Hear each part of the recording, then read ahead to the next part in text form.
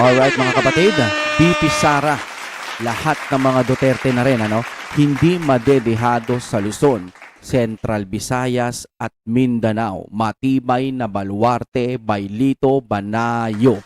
Ayan mga kaibigan, kahit ano pong paninira nila, hindi pa rin po magbabago ang isip ng karamihan sa Pilipino na ayaw na po nila sa administrasyon ng Bangag.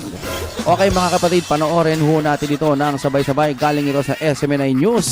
Simulan na po natin ito. Tawag ko dyan, fortress na ang Mindanao at Central Visayas. Ang Mindanao ay 24% of the vote, of the national vote.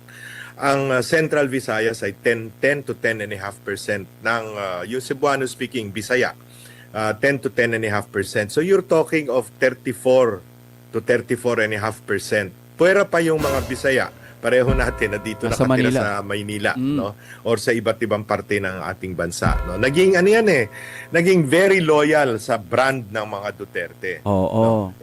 Pag Hindi kasi nakita rin naman nila na maganda ang mga nagagawa ng Duterte nung panahon po ni Tatay Digong pa lang. At bukod pa doon, kung iaatras pa po natin sa Davao City, maganda na po talaga ang performance ng mga Duterte. Kaya nga sila nanalo eh. Kasi maganda ang pamamalakad nila. Umabot na sa Luzon, mayor, tas naging presidente. Presidente, pagtapos ng kanyang termino, ang taas pa rin ng trust rating. Walang ganun sa iba. Okay, tuloy.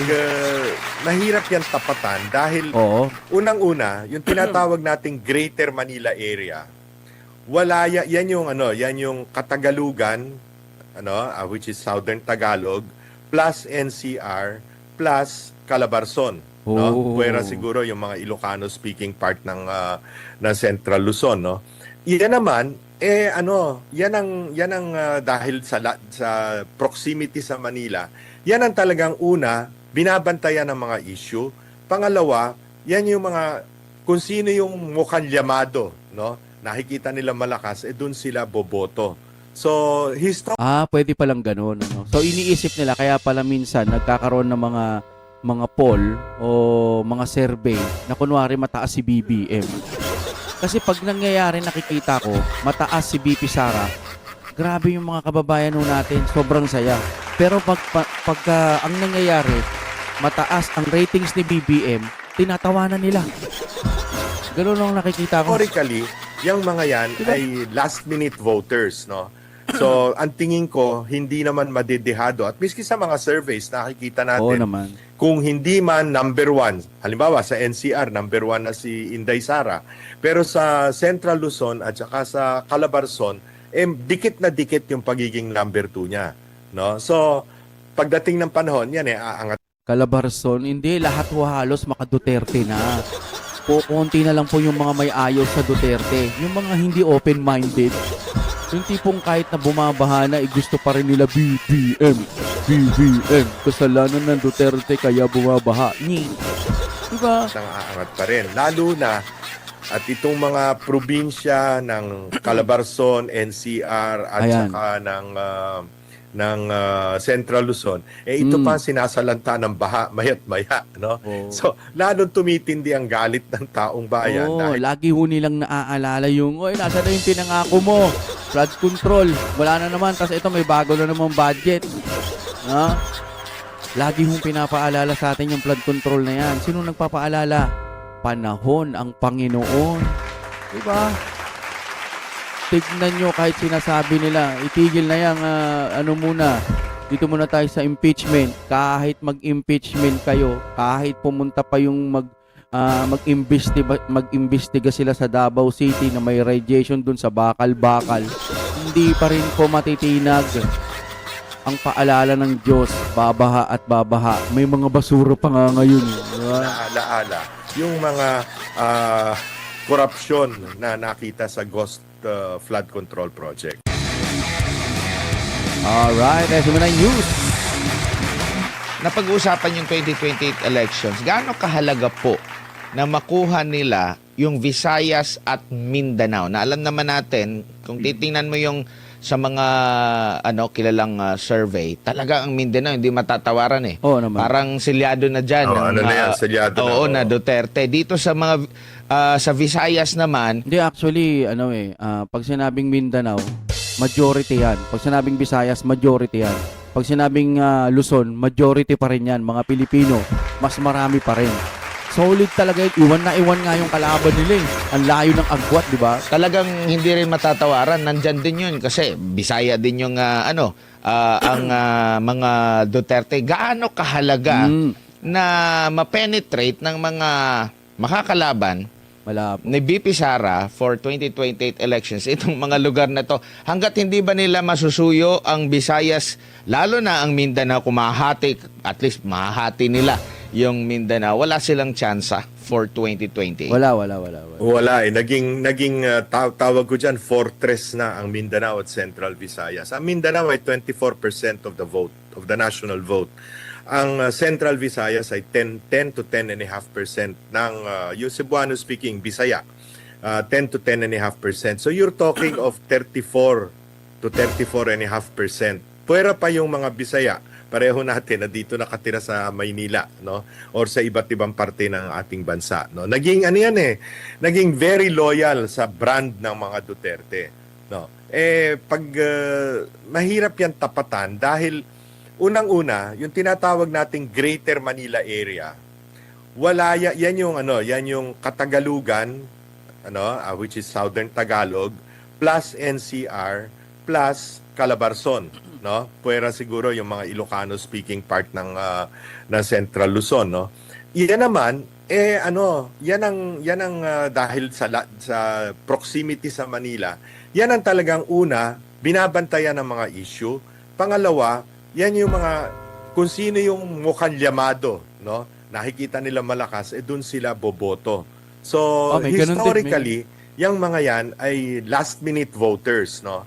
So, ang tingin ko, hindi naman madedehado. At miski sa mga surveys, nakikita natin, kung hindi man number one, halimbawa sa NCR, number one na si Inday Sara, pero sa Central Luzon at saka sa Calabarzon, dikit na dikit yung pagiging number two niya, no? So, pagdating ng panahon, yan aangat pa rin. Lalo na, Pero actually, hindi siya number 2 sa Luzon, no? O Calabarzon, no?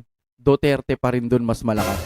at itong mga probinsya ng Calabarzon, NCR at saka ng Central Luzon, ito pa sinasalanta ng baha mayat maya. No? Grabe. So, lalong tumitindi ang galit ng taong bayan dahil naalaala yung mga korupsyon na nakita sa ghost flood control projects. Sa maaari namang katandem ni VP Sara para maselyuhan talaga yung pagkapanalo, sa tingin nyo po, needed pa niya ng katandem din? Hindi kasi ang mangyayari na lang dyan kung dadayain nila. Pag dinaya nila si BP Sara, malamang matatalo si BP Sara. Ngayon nga ini-impeach na eh. Hindi nga natin sigurado kung ma-impeach yan, baka nga hindi makatakbo. Pero ang problema nila, hindi lang si BP Sara ang Duterte. Diba? Taga Mindanao lang ba? Taga Visayas? Taga Luzon? Ano ba ang nakikita nyo po Ako. na makakapag-solidify pa? Ako, ang tingin ko talaga, itong paniniwala ko, kailangan niya maging katandem ay taga rito sa Luzon.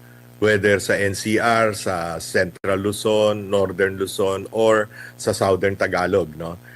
Sapagkat kailangang ma-fortify. Mahirap din kasi yung parang lalabas binaliwala na kami ng mga palibasa, malakas na si Inday Sara sa Visayas at Mindanao, binaliwala naman kami yung mga taga Luzon, ano? So, to obviate that, for balance, for purposes of balance, napakadami rin namang mga national figures dito sa Luzon na sigurado akong pag inalok ni VP Inday Sara na makipagtambalan sa kanya, nagkakanta kumahug pa yung mga yan. Miski yung iba na nandun ngayon sa majority block sa Senado, maniwala ka sa akin, Adbar. Pag sinabi ni Inday Sara, gusto mo maging Vice President, katandem kong Vice President, sigurado payag na payag ang mga yan. Siguro huli na lang, sa mga magiging kalaban naman niya, ano kaya ang magandang tandem, kung taga saan ba? Ano na lang, matulog na lang sila. Yung mga makakalaban ni BP Sara, matulog na lang, tapos manalangin sa Diyos. Ganun na lang, humingi ng tawad, di ba? Yung lugar ba na may laban talaga, Sir Lito? Pagpapawisan si BP Sara sa labanan. Mahihirapan kumuha Actually, easy win si BP Sara di ba? Sa totoo lang, sabi nga kahit magkuyakoy na lang si BP Sara, hindi na mangampanya, mananalo pa rin yan. ng, halimbawa, si Vice President Lenny. Sino kaya ang kukunin niyang katandem? Yung kasing mga Si Lenny Robredo, pag sinabi ni BBM na maghahanap ako na magtutuloy sa aking administrasyon, pag tinuro niya si Lenny, baka si Lenny, ay, huwag ako. Hindi, ayoko sa'yo. Tatakbo ko sa gusto ko kahit di mo ko ituro. Baka ganun pa nga mangyari. taga-administrasyon Vision na. ngayon, karamihan yan, taga-kabinete o kaya taga-senado, pagka nire-rate ngayon 1%, mataas na yung 3%, meron pa nga 0.01% sa ibang surveys, paano kang kukuha dun sa mga yon, di ba? Makakuha ka, pero may malaki bang maiaambag o madadagdag sa boto, halimbawa ni Vice President Lenny, no? Para umangat siya ng husto at maging matinding kalaban ni Vice President Inday Sara. Sa katunayan, tawag dito, manipis ang horizon ng mga politiko ngayon. Iilan-ilan lang ang talagang wika nga kasi malapit na eleksyon You're talking of next year, October 1, magfa-file na ng certificate of candidacy. So you're really talking of about 1 year from now. We're not talking of hanggang Mayo pa yan. Magdidesisyon ka October So, napakahirap na kung ikaw hindi pa Wala, kilala ngayon na national figure, napakahirap mong palawakin ang iyong Wala na. public acceptance between now and October of 2027. Try nyo si Trillanes. Malay mo, di ba? Magustuhan ng mga tao ngayon, magbago yung ipon namin. Sino ba yung gusto tumakbo? Si Risa Hontiveros. Malay mo, magbagong isip. Si Charis. Sino pa ba? Sino ba yun? Luisitro. Try nyo.